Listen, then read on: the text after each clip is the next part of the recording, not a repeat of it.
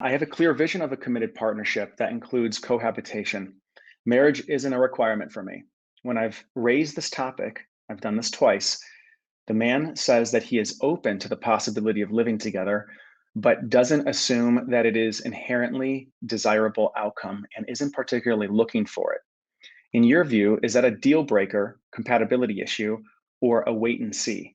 If it's a wait and see, how long would you recommend I wait? It would be easily a year before I would be ready to consider any particular person for moving in, which to me means a lifelong commitment. Okay, great.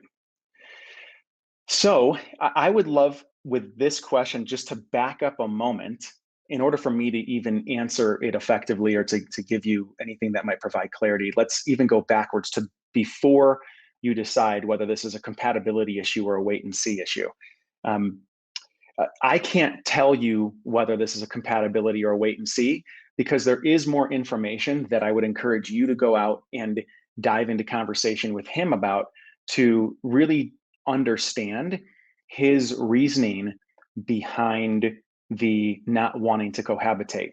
Because on face value, let's just say this for a moment. On face value, what I'm assuming you may be thinking, and I could be wrong here, is that if a guy doesn't want to cohabitate or doesn't see that in the future, isn't something that he's maybe necessarily wanting, it might be like, well, okay, this guy isn't wanting a deep, powerful connection, or he isn't really going to be relational. He's going to be more in his um, sovereign, and it's not the kind of relationship that I want.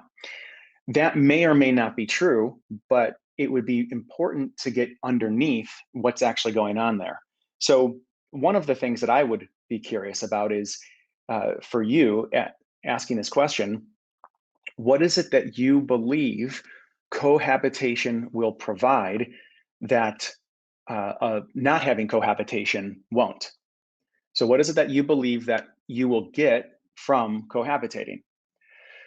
And list it out and journal it out and get that on paper so you can see clearly that cohabitation in some ways is not an ends, I imagine, but rather it's a means to an end. It's a vehicle in which there's something that you're wanting to experience through it. Then what might be a good idea is to have a conversation about it with him at some point. And given that you guys have a year, you would have a year before you'd even consider this.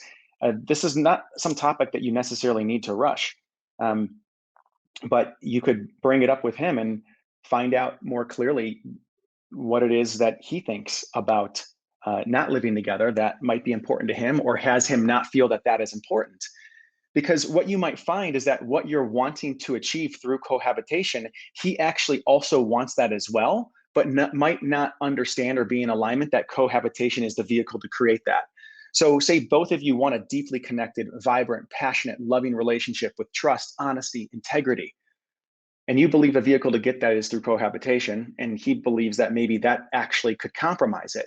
Like that would be good to have a discussion about because then both of you are in uh, both of you understand that maybe you're wanting the same thing, but then it's in some ways like a negotiation or a talk where the two of you can get each other's worlds and possibly influence one another and find some type of middle ground that actually allows what both of you are wanting to create to come into being and allows you to be creative in the process of creating your relationship.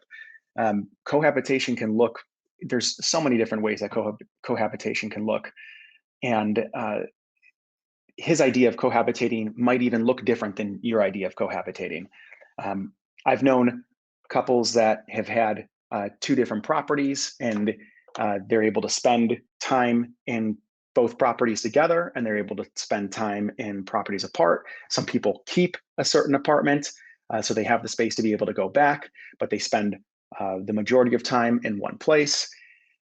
And some people move in completely together as well. So I think that there's an opportunity where you can be creative in this and not stop at cohabitating like that is the end all goal. Because again, let's just for a moment, I'm imagining that this is a means to an end rather than an end. One of the other invitations that I'd put on the table for you to consider is getting really clear on what the benefits are of not living together. So, what this will allow you to do is maybe be a bit more open to why cohabitating might not be the best option for a relationship. Now, that doesn't mean that you need to change your opinion on it or something that you no longer need to want. You can still want it, but when you can see both sides of the coin, it actually allows you to come into the conversation with more curiosity and more flexibility around talking about these things rather than maybe getting defensive or shutting down or jumping to conclusions that the relationship is not compatible because there's this one point that the two of you aren't matching on. Hey, and if you enjoyed that video, I want to invite you to become part of our Becoming the One community. Becoming the One is our flagship program. It retails for $1,000 on my website. But today, you can get access to the first module for only $1. We want to make it risk-free so that you can try out this program that's been changing so many women's lives in the realm of relationships, giving them a whole new operating system for how they relate to themselves and how they relate to the men that they desire. And so if you're single or you're in a complicated relationship situation and you're wanting some perspective, you're wanting to find your power, reclaim your voice, I want to encourage you to join this program. Try it out for a couple of weeks, see how you like it. We've had about 700 to 800 women through the program, massive amounts of reviews of people getting married, getting out of toxic relationships, and finally approaching being single with a sense of ease and trust and surrender and actually enjoying the process. So check it out. It's in the link below this video. You can click on it right now and check out the page, see if it's for you. And I look forward to seeing you in the members area. Thanks.